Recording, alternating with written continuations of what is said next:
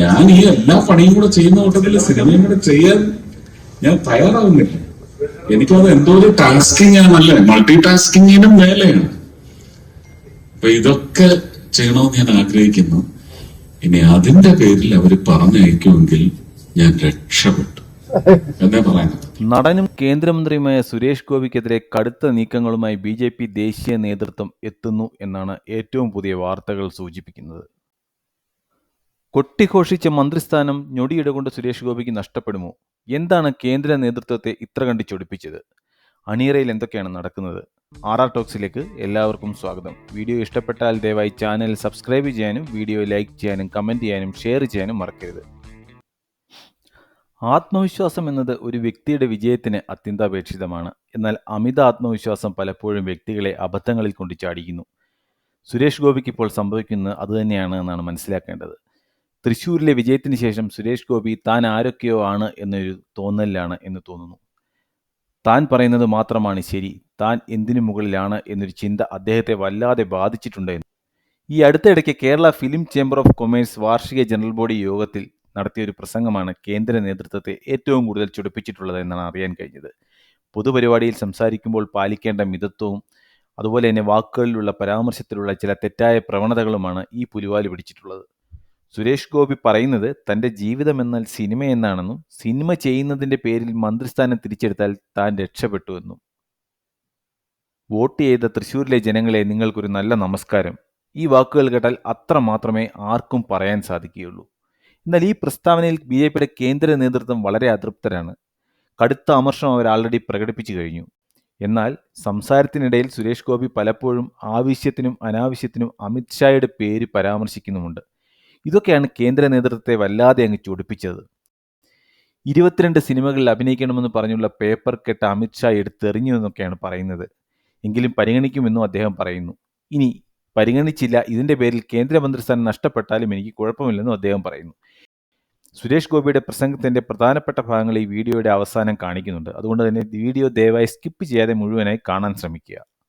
ശരിക്കും പറഞ്ഞാൽ ലോക്സഭാ തിരഞ്ഞെടുപ്പിൽ സുരേഷ് ഗോപി തൃശ്ശൂർ ജയിച്ചത് BJP എന്ന പാർട്ടിയുടെ വിജയമൊന്നുമല്ല, സുരേഷ് ഗോപി എന്ന വ്യക്തിയുടെ വിജയം തന്നെയാണെന്ന കാര്യത്തിൽ ഒരു സംശയവുമില്ല.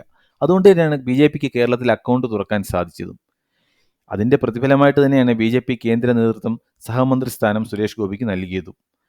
എന്നാൽ തുടർച്ചയായിട്ട് സുരേഷ് ഗോപി നടത്തുന്ന പരാമർശങ്ങൾ കേന്ദ്ര നേതൃത്വത്തിന് വല്ലാത്ത തലവേദനയായിരിക്കുകയാണ്. അമിത്ഷാ അടക്കമുള്ള നേതാക്കൾക്ക് സുരേഷ് ഗോപിയുടെ നീക്കങ്ങളിൽ കടുത്ത അതൃപ്തിയുണ്ടെന്നാണ് അറിയാൻ സാധിച്ചിട്ടുള്ളത്. സിനിമ ചെയ്യാനുള്ള അനുമതി കിട്ടുവാനുള്ള സാധ്യത തുലവും കുറവാണെന്നും അറിയുന്നു. ഇത്തരത്തിൽ സുരേഷ് ഗോപിക്ക് സിനിമ ചെയ്യാൻ ഇളവ് നൽകിയാൽ മറ്റുള്ള ആളുകളും ഇതേ ആവശ്യമായി വരുമെന്ന ഒരു പ്രതിസന്ധിയും BJP നേതൃത്വം മുൻകൂട്ടി കാണുന്നുണ്ടത്രേ. എന്തായാലും കാര്യങ്ങൾ അത്ര പന്തിയിലല്ല. അതിനിടെ നിയമപരമായ മറ്റൊരു ഉപദേശം വരുന്നത് മന്ത്രിസ്ഥാനത്ത് തുടർന്നുകൊണ്ട് സുരേഷ് ഗോപിക്ക് സിനിമ ചെയ്യാൻ സാധിക്കില്ല എന്നാണ്. കാരണം മന്ത്രിമാർക്ക് പ്രത്യേക പെരുമാറ്റച്ചട്ടമുണ്ട്. നമ്മുടെ ഭാരതത്തിൽ അതനുസരിച്ച് പണം ലഭിക്കുന്ന ബിസിനസ്, തൊഴിൽ എന്നിവയിൽ ഏർപ്പെടാൻ പറ്റില്ല എന്ന് നിയമം കൃത്യമായി പറയുന്നുണ്ട്. ഉദാഹരണത്തിന് P. ചിദംബരം, കപിൽ സിബൽ തുടങ്ങിയ വളരെ സീനിയറായ അഭിഭാഷകർ മന്ത്രിമാരായിരിക്കുന്ന കാലഘട്ടത്തിൽ അവർ പ്രാക്ടീസ് ചെയ്തിട്ടില്ല എന്നാണ് ചരിത്രം തെളിയിക്കുന്നത്. അതുകൊണ്ട് തന്നെ സുരേഷ് ഗോപിക്ക് മന്ത്രിയായി തുടർന്നുകൊണ്ട് കേന്ദ്രത്തിൻ്റെ പ്രത്യേക അനുമതിയില്ലാതെ ധിക്കാരപരമായ സിനിമ ചെയ്യാൻ സാധിക്കില്ല എന്ന കാര്യത്തിൽ സംശയമൊന്നുമില്ല.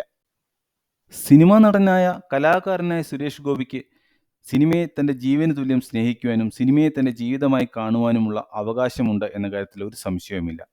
എന്നാൽ സുരേഷ് ഗോപി എന്ന വ്യക്തി സ്ഥാനാർത്ഥിയായി തൃശ്ശൂരിൽ വരുമ്പോൾ ഏറ്റവും കൂടുതലായി കേട്ട ഒരു കാര്യമാണ് സുരേഷ് ഗോപി ജയിച്ചാൽ കേരളത്തിനൊരു കേന്ദ്രമന്ത്രി ഉറപ്പ്. നേരത്തെ പറഞ്ഞതുപോലെ സുരേഷ് ഗോപിയുടെ വിജയത്തിന് സുരേഷ് ഗോപിയുടെ വ്യക്തിത്വത്തോടൊപ്പം ഘടകമായ ഒരു കാര്യമാണ് സുരേഷ് ഗോപി ജയിച്ചാൽ മന്ത്രിയാകും എന്ന വസ്തുത. അങ്ങനെയിരിക്കെ ജയിച്ചു മന്ത്രിയായ സുരേഷ് ഗോപി പറയുന്നു, സിനിമയാണ് എനിക്ക് വലുത്, സിനിമയിൽ അഭിനയിച്ചതിൻ്റെ പേരിൽ ഈ മന്ത്രിസ്ഥാനം പോയാൽ ഞാൻ രക്ഷപ്പെട്ടു എന്ന് വിചാരിക്കും എന്നത് ജനാധിപത്യ വിശ്വാസികളായ തൃശ്ശൂരിലെ വോട്ടർമാരോടുള്ള നന്ദികേടാണ്, ചതിയാണ്. നിങ്ങളുടെ അഭിപ്രായത്തിൽ സുരേഷ് ഗോപിയുടെ ഈ പ്രസ്താവന അല്ലെങ്കിൽ ഈ നിലപാട് ശരിയാണോ? എൻ്റെ പ്രേക്ഷകരുടെ അഭിപ്രായം ദയവായി കമൻറ്റായി രേഖപ്പെടുത്തുക. വീഡിയോ ഇഷ്ടപ്പെട്ടാൽ ദയവായി ചാനൽ സബ്സ്ക്രൈബ് ചെയ്യാനും വീഡിയോ ലൈക്ക് ചെയ്യാനും ഷെയർ ചെയ്യാനും മറക്കരുത്. അടുത്ത വീഡിയോയുമായി വരുന്നവർ നന്ദി, നമസ്കാരം. ഏതാണ്ട് 20-22 സിനിമയുടെ സ്ക്രിപ്റ്റ് ആർത്തിയോടെ ചെയ്യണമെന്ന് ആഗ്രഹിച്ച് സമ്മതിച്ചതുണ്ട്. ഇനി എത്ര പടം ചെയ്യാനുണ്ടെന്ന് ചോദിച്ചപ്പോ ഒരു 22 എണ്ണമെങ്കിലും ചെയ്യേണ്ടി വരും എന്ന് പറഞ്ഞപ്പോ അമിത്ഷാ പേപ്പർ കേട്ട് അങ്ങനെ എടുത്തൊരു സൈഡിലോട്ടും കയറുന്നു. പക്ഷെ അനുവദിക്കാമെന്ന് പറഞ്ഞിട്ടുണ്ട്. ഞാൻ സെപ്റ്റംബർ 6 പോരും.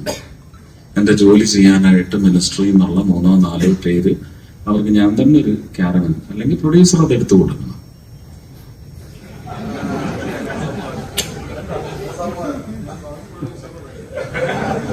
നിങ്ങളുടെ സൗകര്യത്തിന് ഞാൻ വന്നെങ്കിൽ, അല്ലെങ്കിൽ നിങ്ങൾ ഡൽഹിയിൽ ഷൂട്ടിങ്ങിന് എനിക്കതിന്റെ ആവശ്യമില്ല. ഒരു സാറ്റലൈറ്റ് കണക്റ്റും ഒക്കെ ആയിട്ട് 4-5 ഉദ്യോഗസ്ഥർക്ക് അവിടെ ഉണ്ടാവും.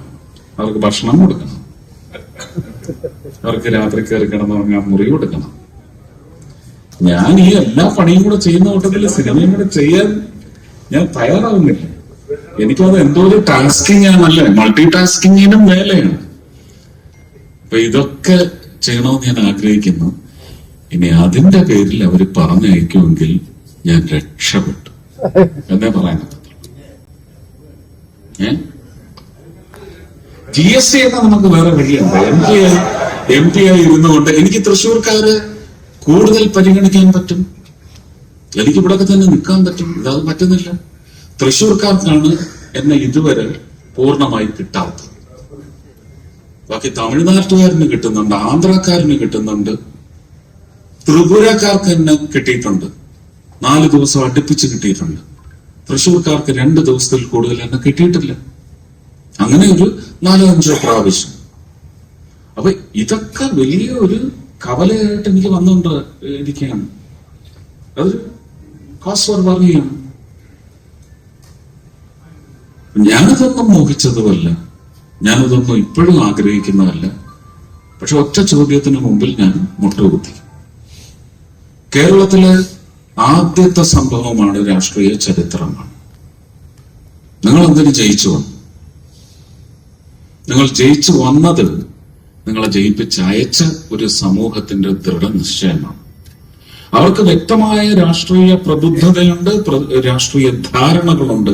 അതവർ ഉടച്ചുകൊണ്ട് നിങ്ങളെ ഇങ്ങോട്ട് അയച്ചെങ്കിൽ തിരിച്ചങ്ങനെ ഒരു മനംമാറ്റം കൊണ്ടുവന്ന ഒരു ജനതയ്ക്ക്, കേരള ജനതയ്ക്ക് ഞങ്ങളുടെ രാഷ്ട്രീയത്തിനൊരു തിരിച്ചൊരു നന്ദിക്കുറിപ്പ് എഴുതാനുണ്ട്, ഒരു സമ്മാനം കൊടുക്കാനുണ്ട്. അതാണ് നിങ്ങളുടെ ഈ കസേര, അല്ലാതെ നിങ്ങൾക്ക് തന്നതല്ല എന്ന് പറഞ്ഞിടത്ത് എനിക്ക് വഴങ്ങേണ്ടി വന്നിട്ടുണ്ട്. രണ്ടാമത് ഇവിടെ നിന്ന് ഭീഷണിപ്പെടുത്തി കൊണ്ടുപോയി പറഞ്ഞത് ഈ വാക്കുകളാണ്. ഞാൻ എപ്പോഴും അനുസരിക്കുന്നു, എന്നും ഞാൻ എന്റെ നേതാക്കളെ അനുസരിക്കും. പക്ഷെ എന്റെ പാഷൻ ഇല്ലെങ്കിൽ ഞാൻ ചത്തുപോകും. നന്ദി, നമസ്കാരം.